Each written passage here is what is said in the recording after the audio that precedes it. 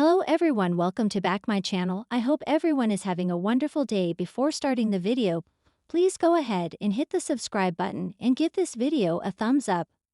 The bold and the beautiful spoilers for Monday, October 13 suggest some wild curveballs. Deke Sharp, Harrison Cohn, is a desperate man. But what is he hiding? Meanwhile, Sheila Carter Sharp, Kimberlyn Brown, spies on Deacon Sharp, Shane Cannon, and Taylor Hayes, Rebecca Budig. Let's start off with Liam Spencer, Scott Clifton. Ever since his second chance, he has been fixated with reuniting his family. The man has been trying to get Hope Logan, Annika Noel, back, and it looks like he is well on his way. Carter Walton, Lawrence St. Victor, told Hope to go to her family. That is exactly what she did. Although LOPE isn't officially back together, Hope and Liam will spend more time reconnecting and rebuilding trust. Over with Deke, he took pictures of designer applications, including their sketches. Hope mentioned she was reviewing them anonymously. While that sounds like a great idea, it also gave Deke an opportunity. Deke is likely stealing someone else's designs so he can get the job at Hope for the future. At some point, people are going to find out the truth. There is also the reason why Deke is doing this. Hope and Deacon both mentioned Deke going to fashion school. So why would he feel the need to steal other sketches? The bold and the beautiful spoilers for Monday, October 13 reveal that we could also see Sheila get suspicious. The woman wants her marriage back, but Deacon still hasn't returned home. At some point, she follows him and finds the man inside Taylor Hayes, Rebecca Budig's office. Interestingly enough, Sheila doesn't look vengeful or mad. Instead, she looks sad and heartbroken. After that, Sheila will try to get Deacon down to the restaurant so they can talk. Maybe she will claim there is an emergency at the restaurant. In any case, expect her to beg Deacon to please come home. Trust is a big thing in a relationship though. While she did plan on telling him the truth, she didn't do it quickly enough. So can this marriage survive, or will Deacon move on to Taylor in the coming weeks? As far as Luma Nozawa's, Lisa Yamada, paternity test results, we might also see what happens with that story arc. Monday's episode of The Bold and the Beautiful, October 13, explodes with raw emotion, twisted loyalties, and desperate plays for control. The tension between love, fear, and manipulation builds like a storm ready to shatter the delicate peace in Los Angeles. With Deke fighting to hold his world together, Sheila slipping into her old ways, and Taylor and Deacon under a microscope, this episode promises a perfect blend of danger and deceit. Deacon Sharp has always danced on the edge between redemption and ruin, but Monday's episode drives him right back toward the dark side. After weeks of trying to rebuild his relationship with Sheila while keeping her violent tendencies under wraps, Deacon is now unraveling. His conscience, once steady thanks to Taylor's influence, now splits in two directions, toward love and toward fear. At the top of the episode, Deacon is alone at Il Giardino, staring into a half-empty glass of bourbon he swore he'd never touch again. He mutters to himself about second chances, how they always end up costing him something: his dignity, his freedom, or his family. The flashbacks come quick and sharp. Sheila's wild-eyed promises, Finn's disgust, Hope's heartbreak. Then, in a moment of pure frustration, Deacon slams his glass down on the bar, shattering it. The noise startles one of his employees, who timidly asks if he's all right. Deacon forces a smile, but behind that smile is a man drowning in guilt and fear. The real catalyst for his breakdown? Taylor. The psychologist has become his emotional anchor, the one person who saw goodness where no one else did. But now, after their near kiss last week and their shared confession that they might be better for each other than anyone else ever was, Deacon knows things are getting dangerously real. I can't keep living two lives, he mutters to himself. One with Sheila in the shadows, and another with Taylor in the light. This inner war pushes him into desperation. Deacon makes a reckless decision. He'll end things with Sheila once and for all. But as every bold and beautiful fan knows, nothing with Sheila Carter ever ends cleanly. Sheila Carter has survived bullets, betrayals, and being declared legally dead more than once. But jealousy, that's her true weakness. And this Monday she's hit with it like a thunderclap. After finding out that Taylor and Deacon have been spending more time together, especially after the emotional moments at Il Giardino, Sheila decides to take matters into her own hands. Forget subtlety. Forget redemption.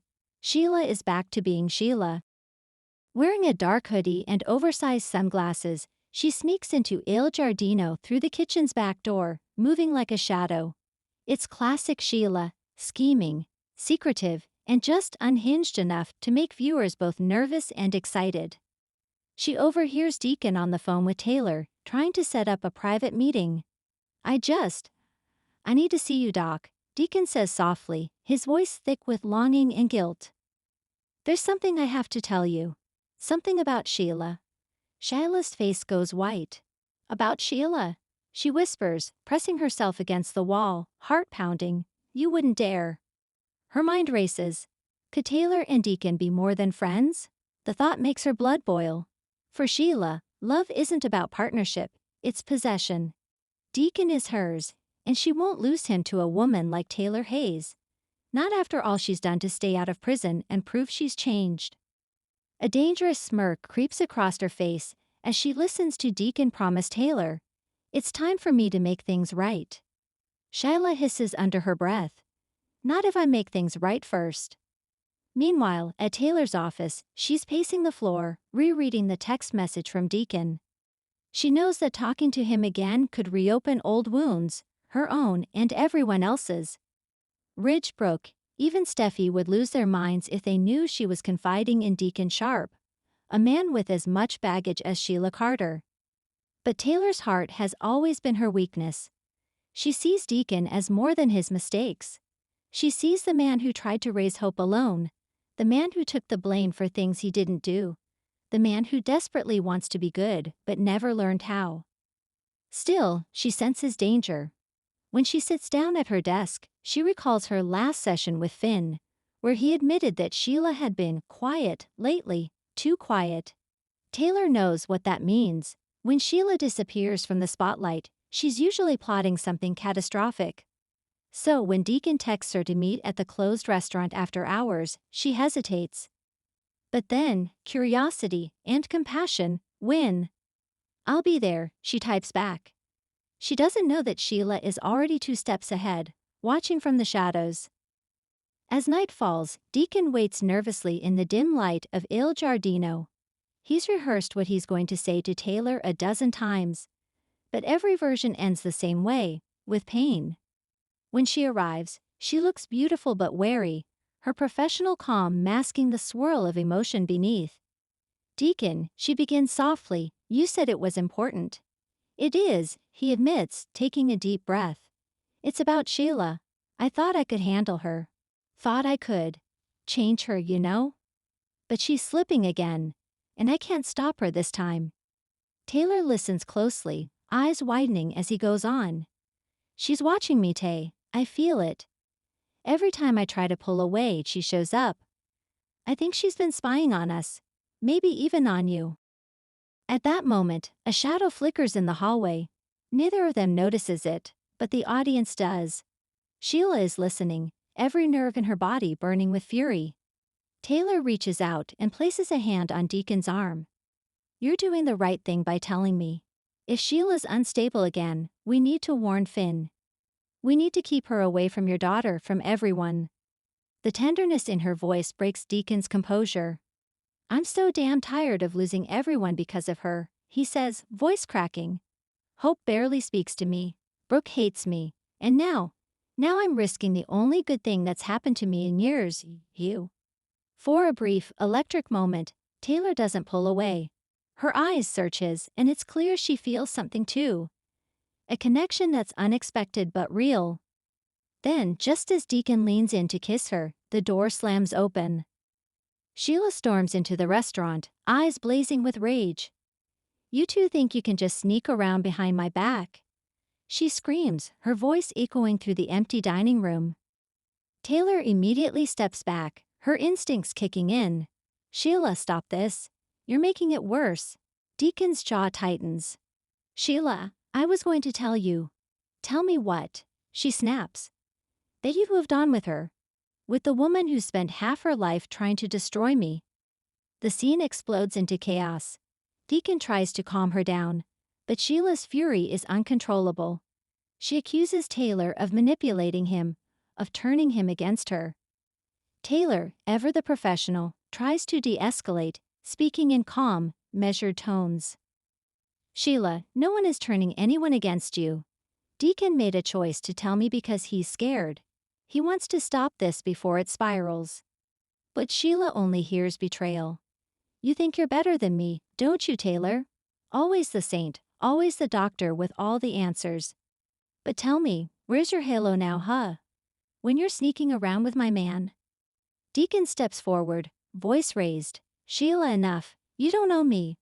What we had, it's over. I can't live like this anymore. The silence that follows is deafening.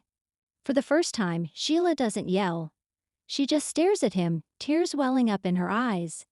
It's the look of a woman whose delusion is crumbling. You'll regret this, Deacon, she says in a whisper that's somehow more terrifying than her shouting. You'll regret ever crossing me. Then she turns and walks out, her heels clicking like gunshots. After Sheila's exit, Taylor exhales shakily. She's dangerous, Deacon. You saw it in her eyes. This isn't over. Deacon nods, running a hand through his hair. I know. But I had to do it. I had to end it before she did something we couldn't come back from. Taylor touches his shoulder. You did the right thing, but you need to protect yourself now. She's unpredictable, and if she feels cornered, she'll strike. Deacon finishes grimly. Yeah, that's what I'm afraid of. Taylor insists that they go to the police, but Deacon refuses. If I turn her in, she'll come after me, or worse, after Hope. I'll handle it my way. Taylor looks at him, heart aching. You can't handle Sheila Carter alone, Deacon. No one can. Their eyes meet again, full of unspoken emotion. But before either can say more, Deacon's phone buzzes. He glances down and his face goes pale. A new message flashes on the screen. You made your choice, lover. Now watch me make mine.